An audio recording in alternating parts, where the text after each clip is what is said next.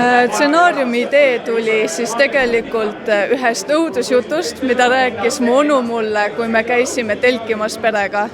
Ja ta rääkis seda mulle täpselt lõkke ääres, nii et õhkkond oli imeline ja see jäi minuga terveks eluks kaasa, või praeguseks siiamaani kaua ma elanud olen. Ja ma ei teadnud kunagi, mida selle jutuga peale hakata, sellepärast, et ma ei räägi sõbrannadega õudusjutte, siis ma mõtlesin, et nagu suht lamp asi, mida meeles pidada. Aga siis, kui tuli välja, et tuleb kirjutada stsenaarium ja just õudusjutt, siis ma mõtlesin, et see on hea koht, kus seda ära kasutada.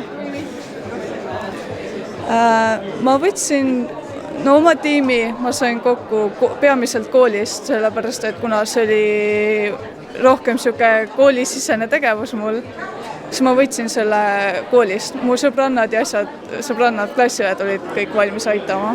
Ma valmistasin ennast peamiselt ette niimoodi, et ma joonistasin kaadrid ette, mida ma filmida tahan, kuidas ma filmida tahan. Ja me tegime ka siis halva versiooni filmist ette ja ma ei tea, otsisin tehnikat ja rääkisin inimestega võimalikult palju.